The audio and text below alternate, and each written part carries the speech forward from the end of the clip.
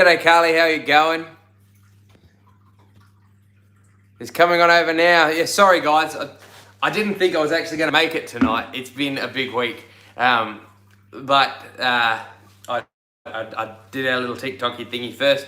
Then I hopped on, was about to hop on over here, and then I realised that the filter in the crocodile tank was running out of water, and the heaters blow up if it doesn't stay full enough. So I had to quickly top up some water, but I'm back.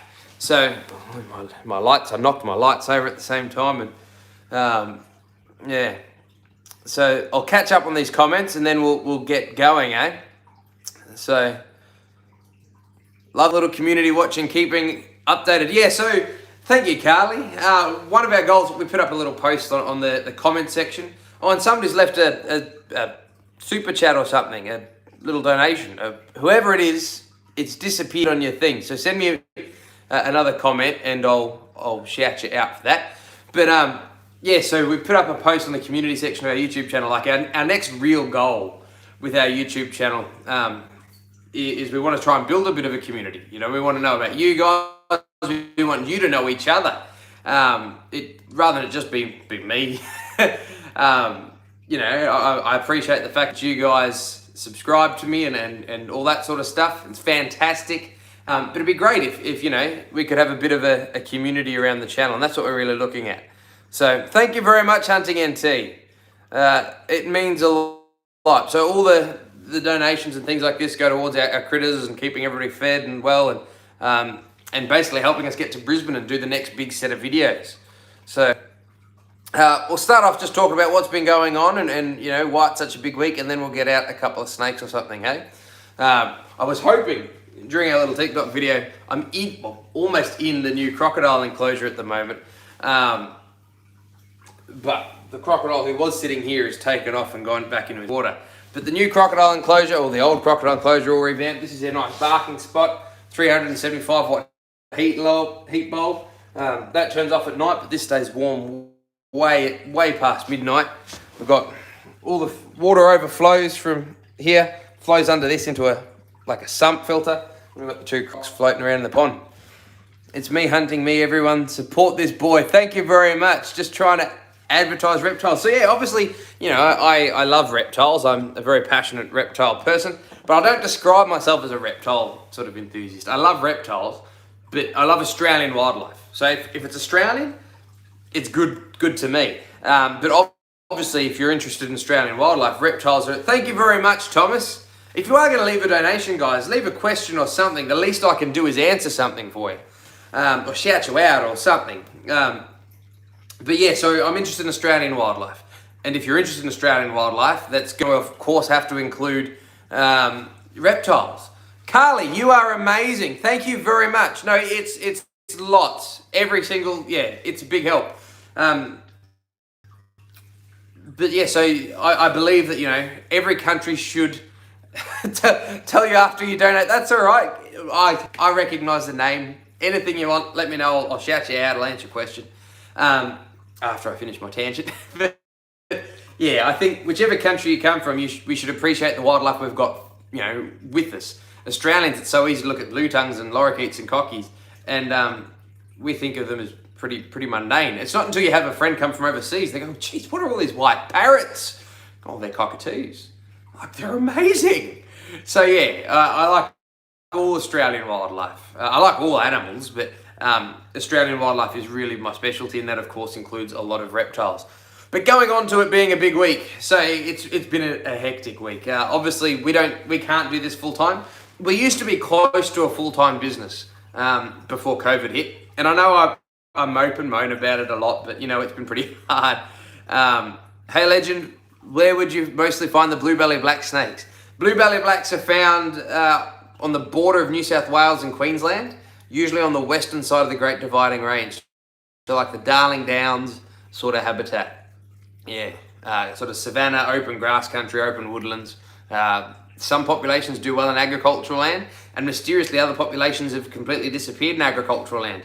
And personally, I haven't been out there, I haven't caught that species, but knowing, you know, the sort of habitat and the sort of microclimate that these guys like, my opinion would be in places where it's livestock, they probably do all right. In places where it's cropping, they probably don't do all right. That ground out there at the Darling Downs, it cracks open. It's like the clay soils we get here. And the snakes like to live in that. When you plough it up, anything down in those cracks dies, or those cracks disappear and they can't go down. Let's get out a venomous snake of my choice. Well, I don't know if Ramy's out here today. We'll close up the crocodile enclosure. Last thing I need while I'm playing with something venomous is to get bitten on the bum. I'll fix up the stand, make it a bit... Oh, hang on. Oh, you think I'd get myself a decent tripod, eh? Ramy, all right. So if I'm getting out a snake of my choice, we'll get out Ramy the tiger snake for Ramy the person. Ramy's one of our Patreon supporters. Everybody say hello to Ramy. He's kind enough to help us keep our channel going.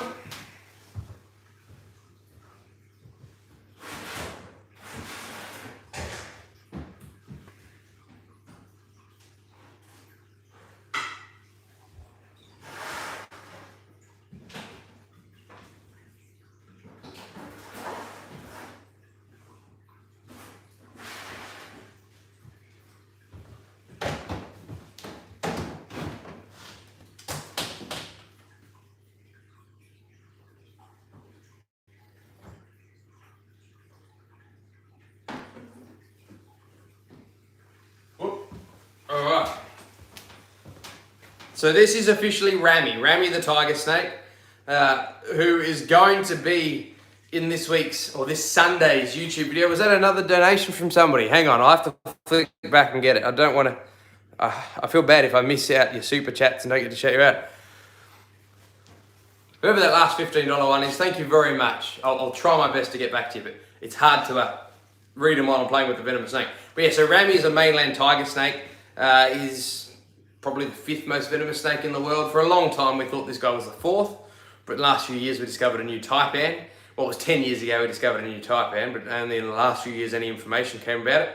But this Sunday we're doing a collaborative video with a friend of mine, Ben Avery. Thank you again, Hunting NT, you're amazing.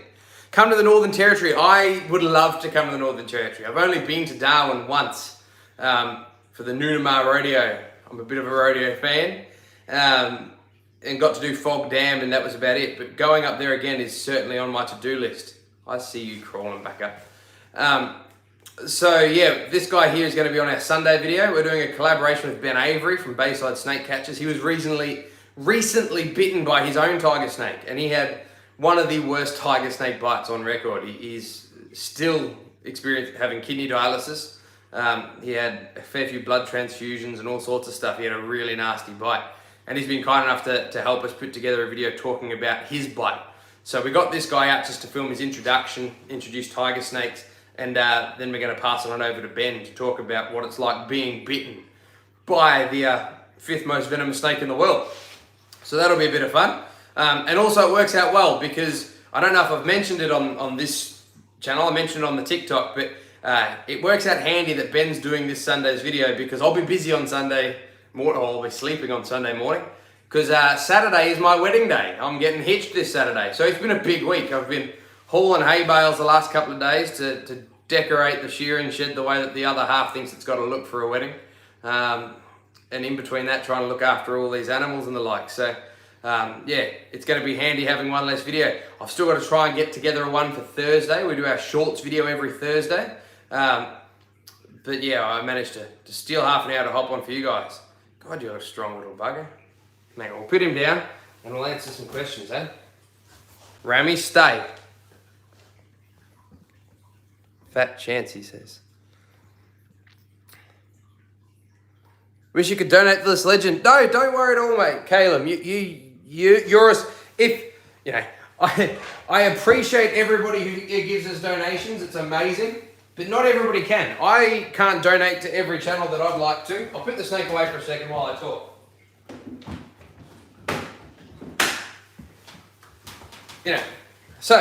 I really, really appreciate anybody who donates, anybody who supports us on Patreon especially. They're amazing. But don't for a second feel bad, buddy, because I can't support all the channels I'd like to either. The biggest way people can support us is just share our videos with your friends. If you watch all our videos, share them with our friends. You're doing an amazing job. Is it the number of subscribers and views up since I post more videos more often? We're still pretty well down. Our last spotted python video on Sunday got 300 views, which isn't much.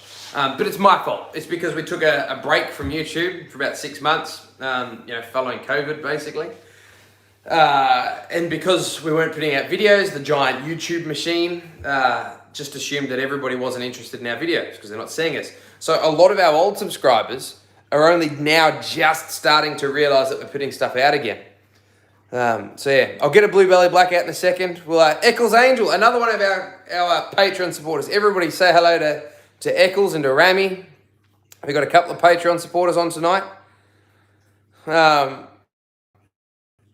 So yeah, g'day Connor, I'm doing well. I'm exhausted, I'm tired. So we will take out a few venomous snakes, but because being overtired and handling venomous snakes, it's something to take pretty seriously. Could not hold any venomous snakes. This chap's got balls of steel. It's funny you say that. The best snake handlers I've ever met, the two best snake handlers, both don't have any balls at all. They're both girls.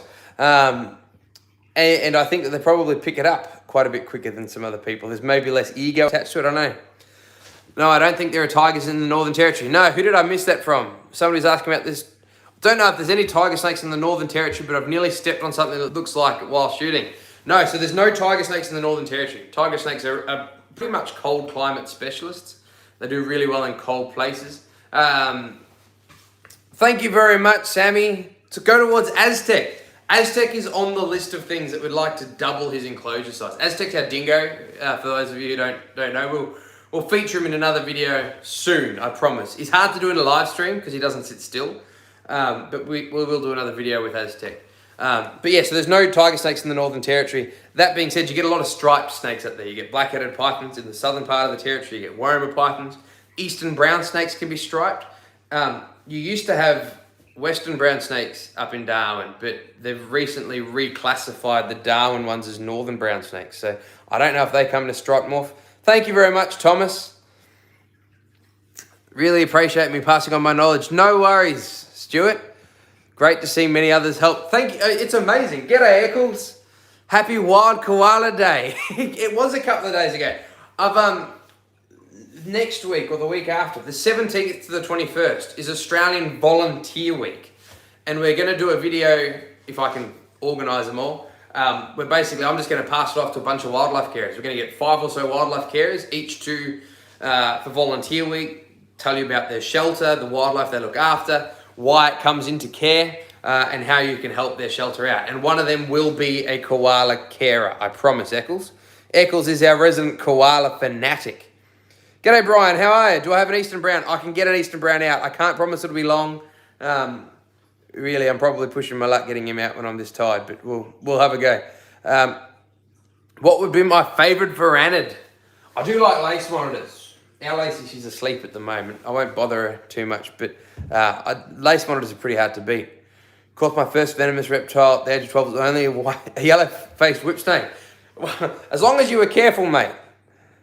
Venomous is venomous, especially when you're young, and you might, it could have been a brown snake for all you knew. So yeah, feel like a mini family here, starting to recognize more names. That's what we want, Carly. We want everybody to feel included. We want it to be a bit of a family feel, I think. That's what, having a massive channel would be fantastic. It'd give us opportunities to go and visit big zoos that look at us at 13,000 subscribers and say, well, we'd love to have you, but what's in it for us? The flip side is, if we ever get that big, I'd hate to lose this sort of, community feel that we have. We've got a nice sort of vibe to this channel, I think. Is the Eastern Brown harder to handle than the tiger snake? Far harder. I'll get one out.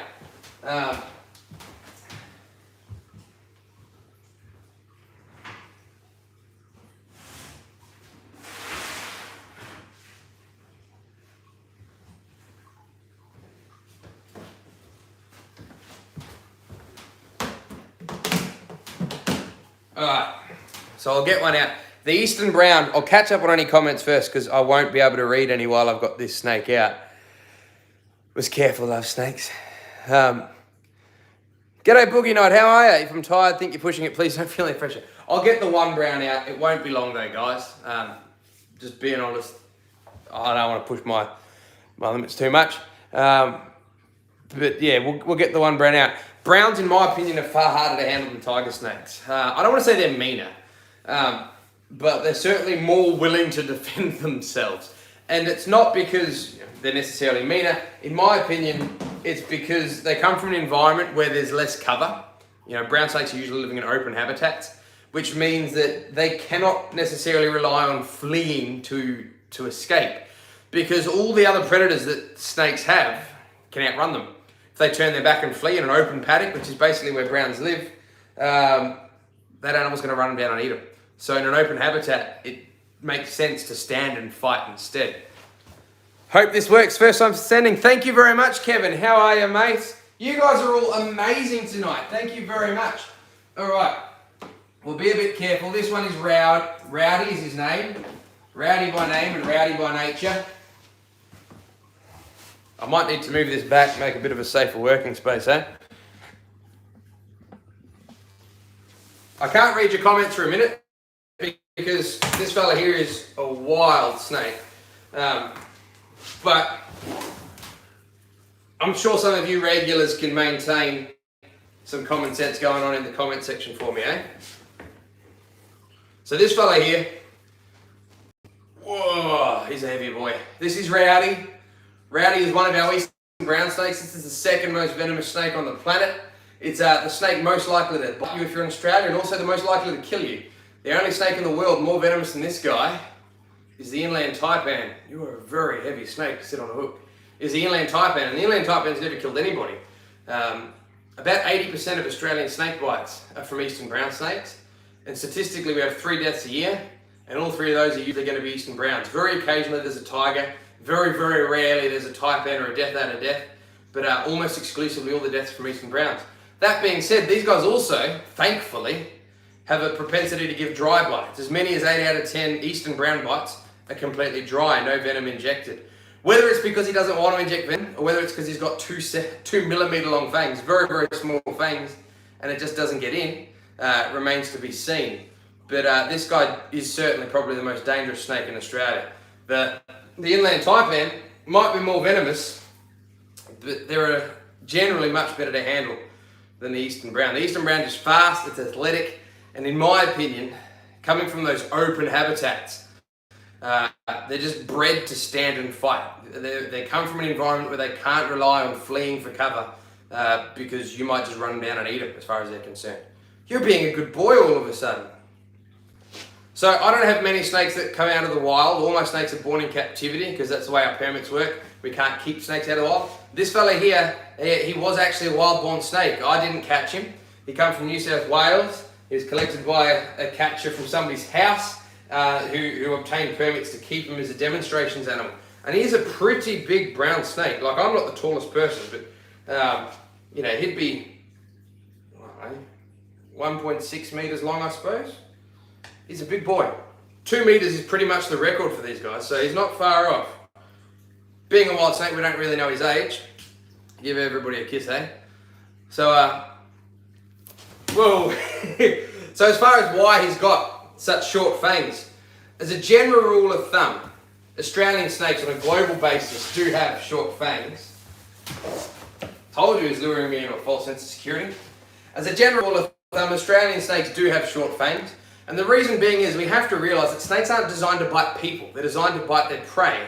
And if you've got the second most venomous, most potent venom on earth, or the first most venom in the case of the taipan, you don't need big fangs. A scratch is going to do the job. So there's been no evolutionary push for these guys to grow big fangs. A lot of the snakes around the world that have big fangs, things like the rattlesnakes. That rattlesnake bites a mouse and it misses and it just scratches it. The mouse will die, but 100 meters down the track, by the time the rattlesnake gets over there, something has flown away with his bird or with his mouse. So if you're not very venomous, big fangs, make sure you get your venom all the way in there. But if you're highly venomous, like this guy here, there's really no reason to need to evolve such big fangs. Come on, nobody can see you down there. Oh, he's a strong snake. Here we go. We'll pop them back in a minute, eh? And I can answer any questions. But there's a nice close look at the most dangerous snake in Australia, in my opinion. And definitely, without a doubt, the most dangerous snake I have in my collection. I've got 2 brown snakes. If there was one that I get the most worried about handling, it's him.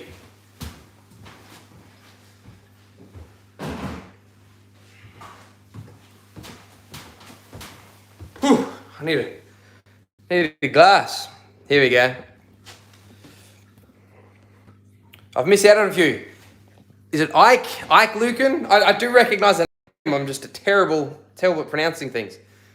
All right, we'll get back. Can't stop watching. Thank you very much. G'day, Carly. Too sweet too. Hope you're having connection with people similar interests. That's what we want. Can I bring out a blue belly black? I will. I'll grab a glass of water and I'll bring out a blue belly black, eh?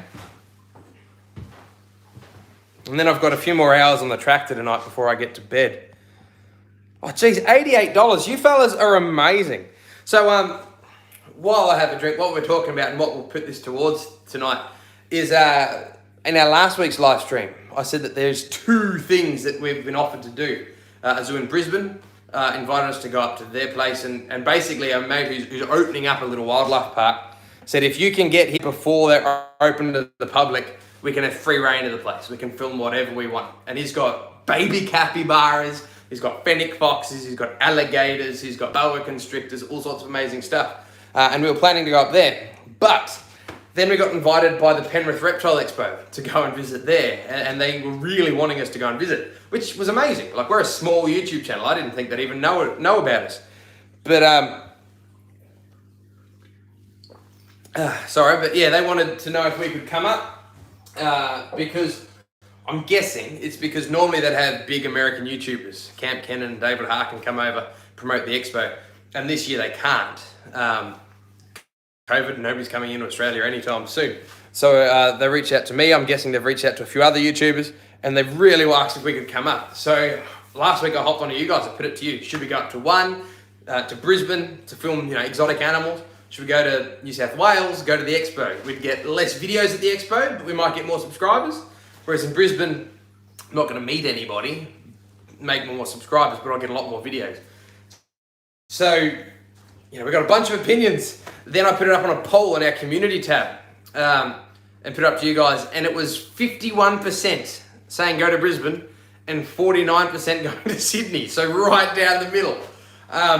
So I've done some talking since you guys couldn't decide and I couldn't decide. And it's still not set in stone. But the Penrith guys reckon that they can give me a hand covering the cost to get up there, and they can help me out with the airport, getting to the expo. And Ben, who owns the facility up in Brisbane, might be able to put our visit off for a fortnight before he opens up. So we might be able to do both. So yeah, that's where the donations will go from this time around. The other reason it's been a big week is, like I said, guys, I'm getting hitched on Saturday. So we've been amazing. How many of you jumped? Oh, when the snake was flailing about.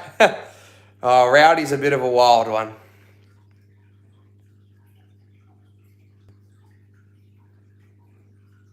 Almost had a heart attack. I'm glad I'm keeping you guys all awake. I didn't jump, but I was instantly concerned.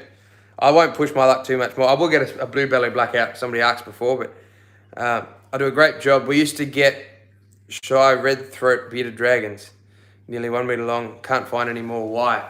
I'd have to find out what you mean by red throated bearded dragons. There's a regular beardy, like eastern beardies and then central beardies. I'd have to know where you are to give you a bit more of a. Do I use a mic in my YouTube videos?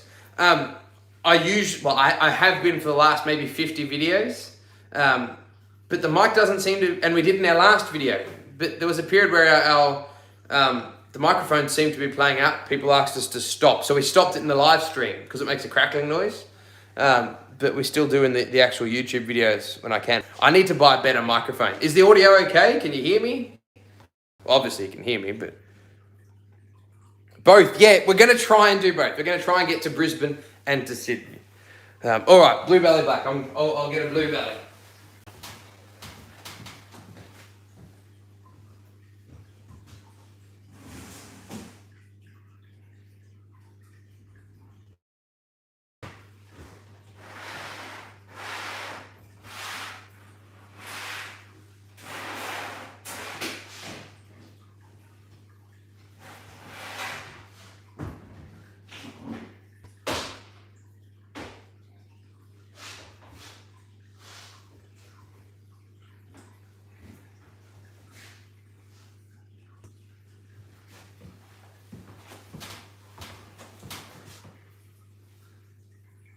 Let me just get that bit of dirt off your face. Alright, so this here is one of our 2 blue-bellied black snakes. He's got a little bit of size on him. So blue-bellied black or spotted black is a better name. He's all wrapping up tonight, aren't you? Look at the camera, not me. It's warm in here. Ever since we brought the crocodile enclosure in here, it's warm and it's humid, and the snakes have definitely reacted. They definitely like this extra bit of ambient temperature in the room since the crocodiles have moved in. But the blue-bellied black, so the blue-bellied black is the most venomous of Australia's black snakes. It's not the most venomous black snake. That honour belongs to the Papuan black snake up in Papua New Guinea, which puts this guy as number 2, but is definitely the most venomous of the Australian ones.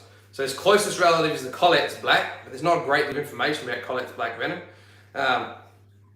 But according to the University of Melbourne, this guy here is the most venomous of our Australian black snakes, which makes him more venomous, way more venomous than the red belly, more venomous than the mulga or the king brown, who's probably one of the most famous, even though everybody thinks he's a brown snake, he's probably the most sort of most feared black snake, I suppose. The mulga, the king brown, everybody talks about them. But no, the spotted black is more potent venom than the king brown and the mulga. I can see you're commenting, guys, but I can't read it while I got this fella out. But so blue belly, you can often see obviously see the name comes from, they've got this sort of grey blue underbelly. The name's spotted black. These guys come in 2 sort of colour phases. You get the jet black, the plain version like this fella here, but you also get a highly spotted version. And they can be anywhere from blue spots or silver sort of grey spots through to almost red fleckling. And some of the individuals, you'd have a hard time, unless you're very into snakes, telling the difference between the spotted black and the Collette's black. In fact, some people still argue that they're just local variations of each other, but I'm pretty sure the science is in that they are different, no matter how small that difference is. I'll pop him back for a second. I'll give everybody a last little look. Look at that pretty blue belly, eh? So this guy's also a snake. Well, he's a generalist. He'll eat pretty much anything he finds, but these guys love to eat snakes. So whenever I've had other snakes out, he gets a little bit foody. You can smell it in the air. You can see that tongue going 10 to the dozen. He's excited. He's ready for a feed. Not tonight though, buddy, but we'll get you a feed the next day or two.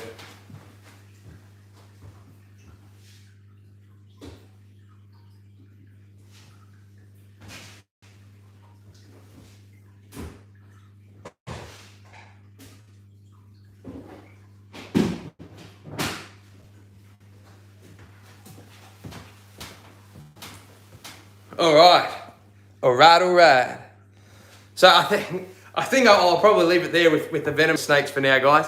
Sorry, taking over the chat. No worries, Carly. That's what we're here for. See ya.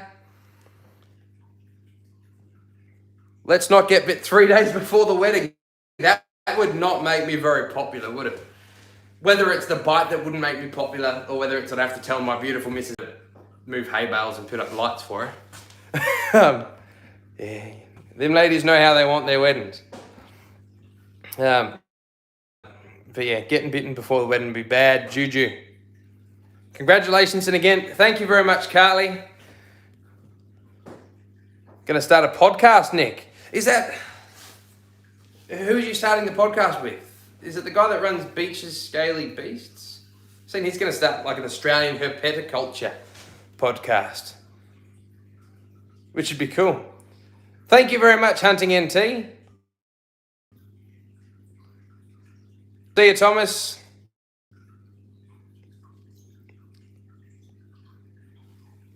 We'll see a scrub python. I don't have a scrub python at the moment. I paid for a scrub python that's been bred by a friend of mine up in Cairns, and it'll be arriving in the next maybe 2 weeks, maybe 3 weeks. Definitely no happy bite, happy wife. See you, Caleb. How are you, mate? Thanks for dropping by. So, yeah, where are we up to? The ADHD's kicking in this time. No happy bite, happy wife. Oh, yeah, so the scrub python. I am getting one from Cairns. A friend of mine is sending one down, but it's like that long. It's a baby. But scrub pythons grow fast. Getting married, Nick? I am. I'm getting married on Saturday. which is not far off. It's getting close. Which is part of the reason why I was like, oh, can I really do both trips? I'm going to get married, and then 2 weeks later I'm going to abandon my beautiful missus to go to Sydney, to the Penrith Reptile Expo, and then I'll come back for 2 weeks, and then I'll go up to Brisbane.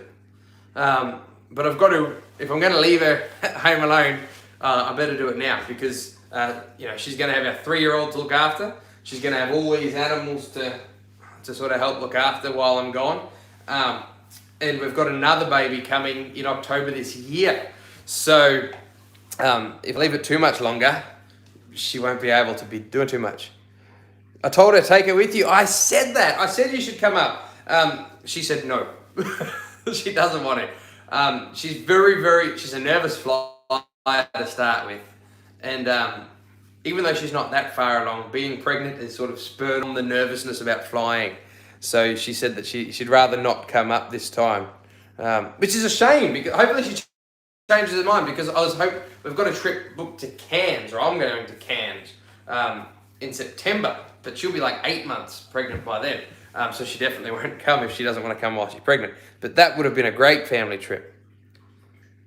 Is the Eastern Brown the ring bearer? No, if the Eastern Brown's the ring bearer, she'll sprint down the aisle and off over the next hill. She's terrified of snakes. She'll if when I'm away, she'll come to the reptile room and she'll check that the waters are full and the lights are on. And if there's not, she can ring a friend who lives nearby who can come and top stuff up. She'll feed the lizards. She cuts up my possum and wombat mix every night for me, but she's terrified of snakes. She'll tell everybody she doesn't like any of the animals. But thank you very much, Devley. Hope this helps. Also, as a person who watched, read up about you were growing up, helps heap with your learning it. Hang on, I'll read that again. Who was the person you watched or read about? So as a kid, I've got a video on this channel, the YouTube channel, on sort of who my 3 wildlife heroes are. And I talk about the 3 heroes I have now as an adult.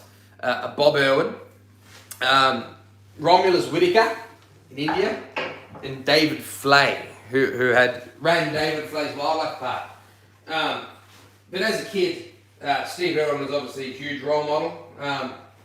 But as I grew up, Bob Irwin became sort of more significant to me personally. Bob Irwin, Steve's father, that is.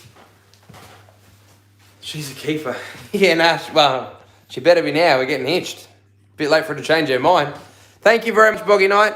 By the way, this is only if I promise not to do any more scary hot snakes. I won't get out any more venomous snakes. I'm about ready for bed. Heading to Cairns in September too. Yeah, I've never been to Cairns. I used to live in Townsville, and the sad thing is when you live somewhere, you never do all the stuff there. So I lived in Townsville, and about twice a week we used to drive halfway to Cairns looking for reptiles. We drive up the highway, turn around, and drive back. Never made it all the way up there. So we're going to go visit Cairns. A lot of the friends I work with in zoos, they're now in Cairns. I've got a friend who can hopefully get us into 1 or 2 of the zoos to do some filming with some animals.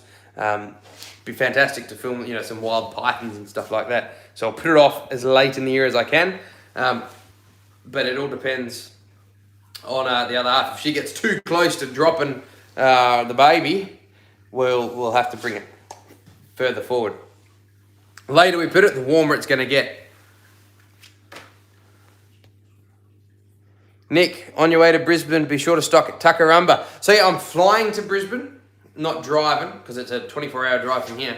But I'll try and visit one of the koala places. I've got another couple of koala contacts as well. I've got a friend in Melbourne who's got a koala that I can do some filming with. The only thing in Victoria, we're not allowed to hold koalas, but I can still film. You see Dingo Dinkelman. I'm friends with Dingo's a great guy. I watch pretty much all of Dingo's videos. Dingo's, a lot of help to me. I messaged him, I don't know, maybe a year or 2 ago, and he gave a bunch of advice and critiqued my videos for me and shouted us out on his channel. And when we disappeared from YouTube for 6 months, Dingo was the only other YouTuber who sort of reached out and asked if we were doing okay. So I've got a lot of respect for Dingo Dinkelman's channel. And the main thing about Dingo, as opposed to, there's a lot of great YouTubers. Camp Kennan, as far as the outdoor, the setup, the ethics of keeping wildlife, Kennan is the benchmark, I think.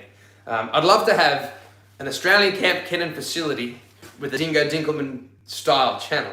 And what I like about Dingo, and what I think Dingo could offer as a goal for our channel, I would love to build our channel to a size, and I don't want to say I want 1 million subscribers, because I want to keep this community feel, but I'd love to basically be able to create a channel where a wildlife carer can come to me and say, look, we're trying to build a pre-release aviary to get animals ready to go back out in the wild. It's going to cost us $2,000.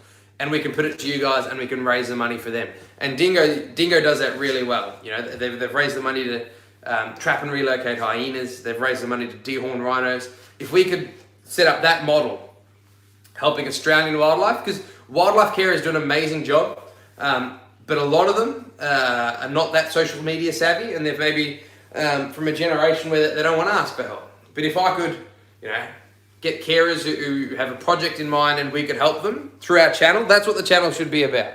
I want to teach about wildlife, and we want to raise money to help wildlife while we're doing it. Off to the next live. Have a good one, guys. Thank you very much, Macca. There is a video coming out Thursday, our shorts video every week, and we'll have a collaboration video out on Sunday. Gonna meet up with Shane Black for Taipans. I haven't reached out to Shane. I should do. It would be good. He probably doesn't even know who I am. Everybody knows a Shane, but he probably never heard of me. Totally up for that plan. Yeah, I think that'd be great. Like once we get the reptile room done, and there's still a lot of work to go. We've got the crocodile enclosure in now. We've got more of these enclosures. We've got 3 3-footers that stack on top, and we've got 6 1.5-footers that go on top of that. These are all still down in the other reptile shed. We've got 2 of the python enclosures. We've got 2 more to go on top of that. The 6-footer down the bottom, and then we've got a whole nother rack that's going to go on that wall. So we've got a lot of stuff to move in. But yeah, the last few weeks has basically been wedding stuff. Crazy. Mine is Malcolm Douglas, Steve Irwin. I loved obviously Steve Irwin. Malcolm Douglas, I sort of really cut my teeth on. I was right at the end. Maybe, like when I was a kid, it was probably at the tail end of Malcolm Douglas being on TV, and I loved it. Even though like he wasn't necessarily... I liked Malcolm Douglas because he wasn't a wildlife person. He was about the Australian environment, the bush, camping, fishing, snakes, lizards, crocodiles, and you don't have wildlife without the environment. And Malcolm Douglas captured that really well. Even places like the Bush Tucker Man.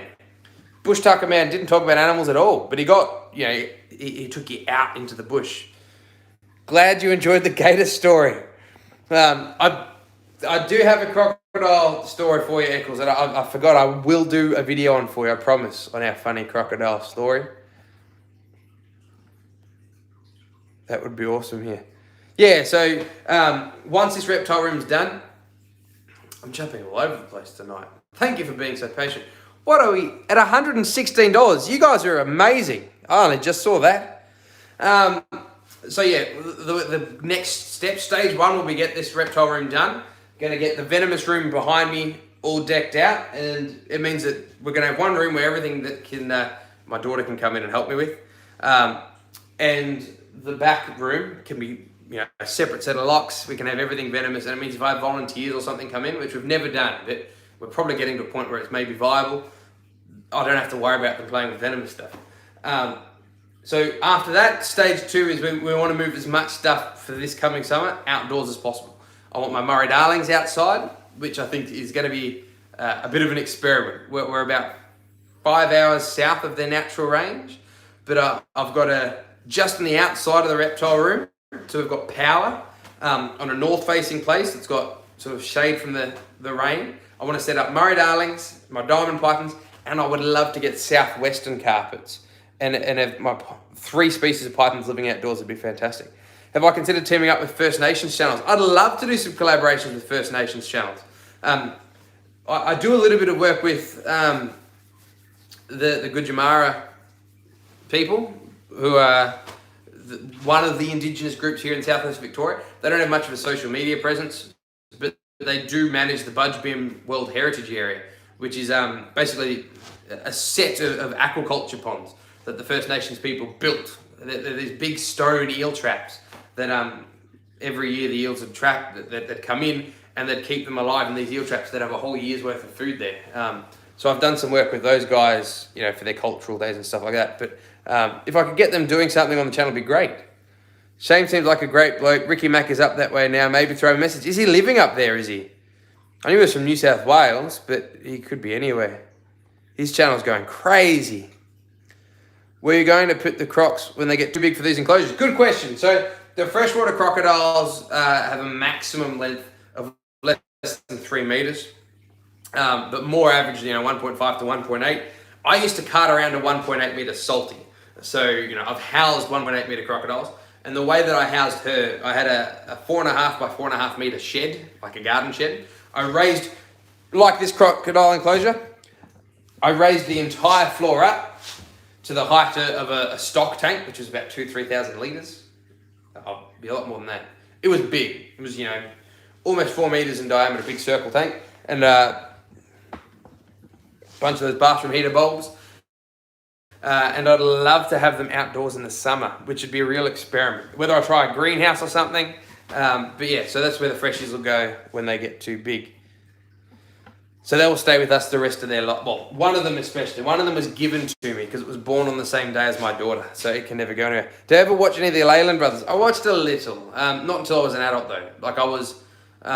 would be too cold for them down there though. So yeah, I kept them in the garden shed. I had the garden shed heated. And I'd like to keep them outdoors over summer months. I've worked with a few wildlife parks where we kept our crocodiles half indoors, half outdoors. So they're able to come back in and warm up. And they do it pretty successfully. You've got to use a bit of common sense, like you've got to have it north facing, you've got to keep it out of the rain, all sort of stuff like that, and provide some good basking places. But yeah, we're going to do our best to keep our crocs their whole lives. I don't believe in getting animals that you don't plan on keeping.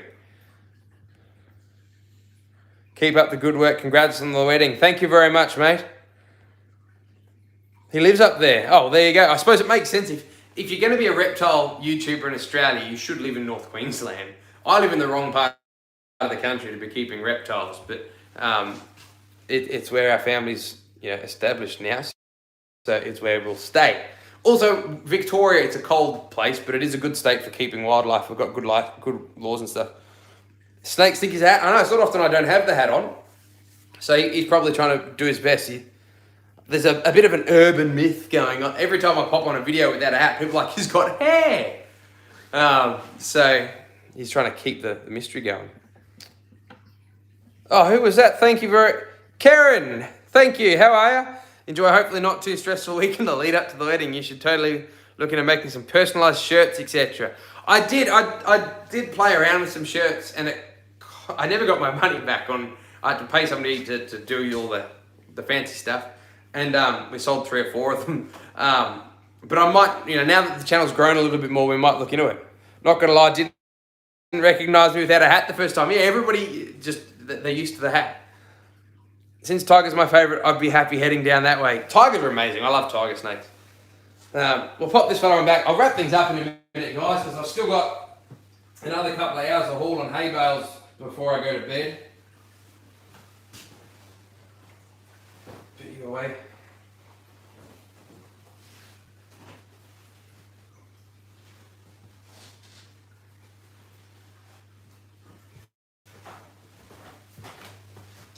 All right, we'll go one last whirl through the comments, eh? They're lucky to have me. So, you guys have been amazing tonight. We've had a bunch of super chats. You guys are the greatest community that we could possibly ask for. We'll do our best to keep getting... You destroy the wife's haircut, you'll be in the doghouse. I know, I can't ruin the stall. She says that. I wear a hat most of the days anyway. Did I hear you say I have wombats? We do have a wombat. You'd be the only Patreon supporter we have that hasn't seen the wombat. So, Boo, our baby, well, I call her a baby wombat. She's now 30 kilos and like big and wants to eat me. But we got her when she was this big, little football, needed a home. And I had raised her. So she thought I was mum. Well, she probably still thinks I'm mum. The thing with wombats is they're very, very attached to their mothers for the first 2 years of their lives. They go everywhere. And then they go through basically wombat puberty and they turn feral. And this is nature's way of basically it triggers mum to force them out. She goes, I'm sick of you, and drives them out in the bush. And because she thinks I'm mum, whether she's territorial and she thinks I'm a human being, we argue over her enclosure, her territory, I don't know. Don't get the chance to watch the lives. The lives of what? Sorry, but that one didn't make sense to me. Ooh, all these comments. Mum's been in hospital, that's a great distraction. Oh, I hope your mum's okay, Tamara. Say hello from Wicked Wildlife.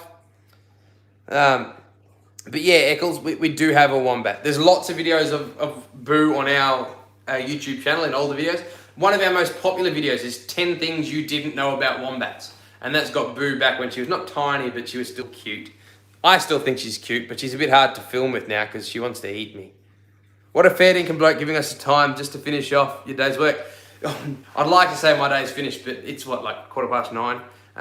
I'll probably haul hay bales till maybe 11, get up at 6, and do it all over again.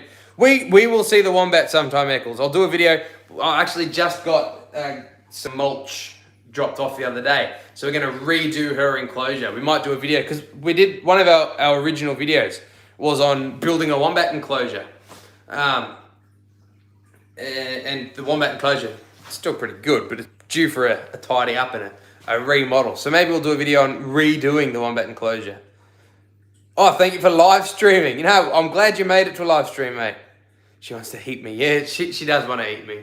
She's not a very affectionate daughter anymore. How cool are square droppings? She does have funny square poos. The funny thing is, in captivity, they're a little bit less square than in the wild. And the reason being is, one of the things that makes them square is the fact they're on a low nutrient diet. And it takes a long time to go through their stomach. In captivity, I still feed her as much low nutrient food as I can. Lots of like native hay. But I can't fit 50 acres of hay into a pen. So she gets a little bit of carrots and sweet corn and what I call wombat mix, which is basically, it's oats, it's some low sugar horse pellets, it's a little bit of chaff, or goat muesli, and a kangaroo pellet. So I mix all that together, and that's what I call my wombat mix. And she gets a bit of that as well, which is great for her, but because it's a little bit more energy dense, it travels through a little bit faster. And anybody else probably wouldn't notice, but when you've played with wild wombats a heap, you notice they're a little bit less square than they are in the wild. But there's a funny fact for you.